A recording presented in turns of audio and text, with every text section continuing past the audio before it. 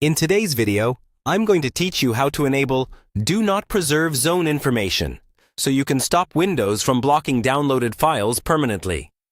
When you download files from the internet, Windows often marks them with what's called zone information. This is a security tag that tells the system the file came from an external or potentially unsafe source. Because of that, when you try to open these files, you might see warnings, prompts, or even find that some files are blocked altogether. That can get annoying if you regularly download files from sources you trust.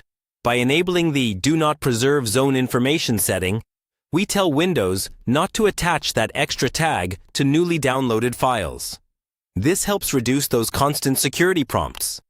Keep in mind, though, that you should only do this if you're confident about the files you download and you already practice safe browsing habits, like downloading from reputable sites and scanning files with antivirus software. First, open your preferred web browser and search for How to Enable Do Not Preserve Zone Information. Stop Windows blocking downloaded files permanently. This search phrase will bring up helpful resources and documentation explaining what the feature does and how it affects your system. It's useful to quickly skim one of these results so you understand the background and any potential security trade-offs before you change the setting. On the search results page, look for the section labeled AI Overview. This is a generated summary that appears at the top of the results for many queries. Go ahead and click on AI Overview. This section usually pulls together the key information from several reliable sources and presents it in a simplified way.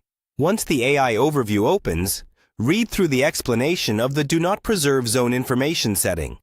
It should outline where this option is located in Windows, what it does behind the scenes, and what might change after you enable it. Pay attention to any notes about which editions of Windows support it, and whether it's managed by group policies in workplace environments. As you scroll, you'll often see step-by-step instructions or links to official documentation. Use those as your reference when you actually change the setting on your own PC. If you're on a work or school computer, you may need administrator rights or permission from your IT department before you can apply it. Once you've reviewed the AI Overview and you're comfortable with the implications, you'll be ready to follow those on-screen instructions to adjust the setting and reduce or eliminate those file blocking prompts in Windows.